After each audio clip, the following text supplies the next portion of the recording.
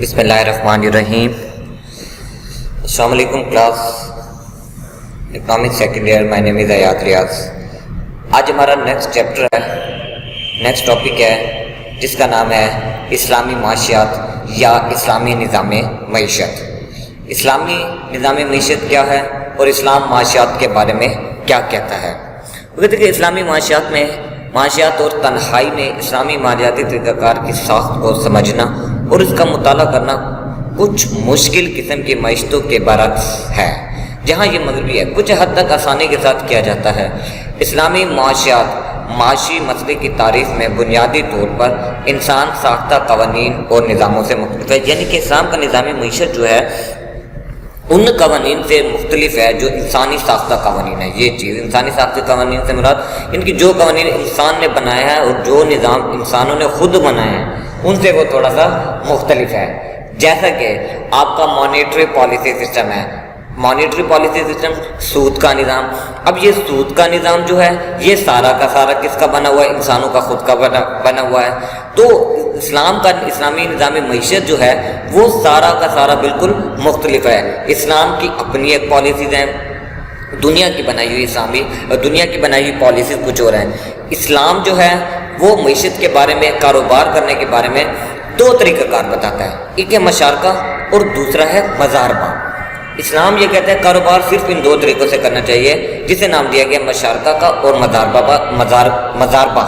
مشارکہ اور مضاربہ قرآن پاک میں باقاعدہ اس کا ذکر کیا گیا ہے، قرآن پاک میں باقاعدہ اس کا بتایا گیا۔ اب یہ مشارکہ کیا ہے اور مضاربہ کیا ہے؟ سب سے پہلے مشارکہ کی تعریف کچھ یوں ہے۔ اسلامی نظام معیشت میں مشارکہ کا نظام وہ ہوتا ہے جس میں دو انسان ہوتے ہیں کاروبار کرنے والے، دونوں ہی اس کام میں پیسہ بھی لگاتے ہیں اور دونوں ہی اس کام میں اپنی محنت بھی کرتے ہیں، اپنی سروسز بھی پرووائڈ کرتے ہیں۔ دو لوگوں نے مل کر بزنس کیا، 50% شیئر اس کا، 50% شیئر اس کا، ٹھیک ہے۔ اس کے بعد وہ دونوں ہی کام کریں گے، دونوں ہی سروسز دیں گے اپنے اپنی قابلیت کی بنا پر۔ تو جب دو لوگ مل کر کاروبار کریں، برابر کا پیسہ لگائیں اور برابر کی محنت کریں، وہ ہوتا ہے مشارکہ۔ اسلامی نظام معیشت میں اسے کہا جاتا ہے مشارکہ۔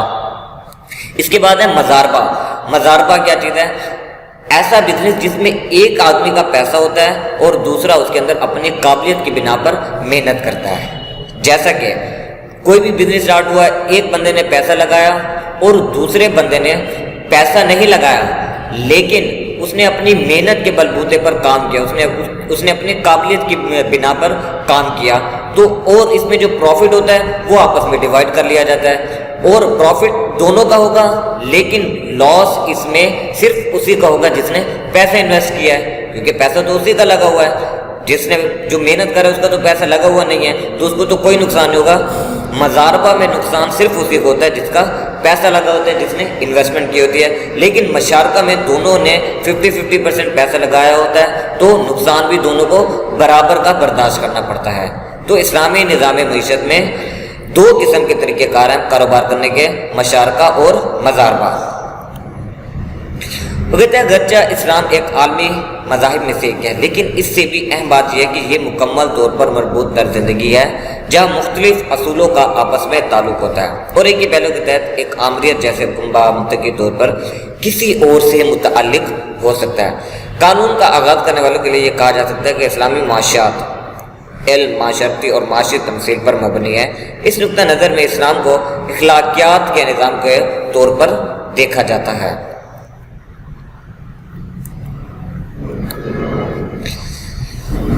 ممکنہ طور پر اسلام اور اسلامی معاشیات کو سمجھنے کے لیے 5 ابتدائی نکات ہیں، 5 اہم نکات ہیں جن کو سمجھنا ہے اگر ہم اسلامی معاشیات کو سمجھنا چاہتے ہیں، جس کو مرکزی موضوع قرار دیا جا سکتا ہے۔ قرآن میں جہاں یہ بیان کرتا ہے، اللہ یہ بیان کرتا ہے کہ کائنات کی حکمرانی خدا کی ہے اور اس کی وجہ سے ہم سارے تسلط کیے جائیں، ہم بظاہر اس کے کچھ کہ نائب کرندوں، ہم اس کے نائب کرندوں کے طور پر، انفرادی طور پر، مشترکہ طور پر یا کسی اور طرح کسی اور طریقے سے کوئی بھی اور حصہ رکھتے ہوں، لہذا فطری طور پر تمام معاشی اور مالی سرگرمیاں جو ہماری زندگی کو متاثر اور منظم کرتے ہیں اس کلیدی اصول کے ذریعے کار فرما ہونا چاہیے۔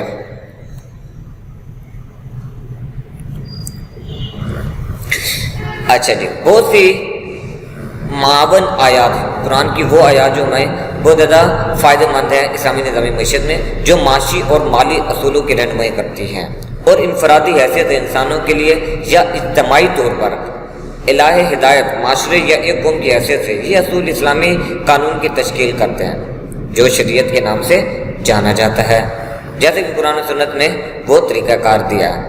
اس فریم ورک اس کا یہ ہے کہ اسلامی معاشرتی اور معاشرتی نظام کے لیے بین المذاہب متحرک ماڈل کا خلاصہ پیش کرتا ہے۔ 15ویں صدی کا ابن خلدون کا شریعت کے نفاذ کے علاوہ خود مختار کی طاقت ضائع نہیں ہوتی ہے، اس کے ذریعے کیا جا سکتا ہے، اور شریعت کا نفاذ سوائے ایک خود مختار کے ذریعے طاقت حاصل نہیں کر سکتا، سوائے لوگوں سے کو برداشت نہیں کیا جا سکتا، سوائے دولت کے دولت کو حاصل نہیں کیا جا سکتا، سوائے ترقی کے ذریعے ترقی کو حاصل نہیں کیا جا سکتا، تو سوائے انصاف کے جس کے ذریعے خدا انسان کو اندازہ کرے گا، اور متعلق اعلان پر انصاف کی فراہمی ذمہ داری انصاف کی ایک معیار پر ہوتی ہے۔ تو عزیز طلباء، آج کے ٹاپک میں اگر آپ کو کچھ نہ سمجھ آئی ہو، آپ لوگ مجھ سے رابطہ کر سکتے ہیں۔ کل تک کے ٹاپک کے لیے اللہ حافظ۔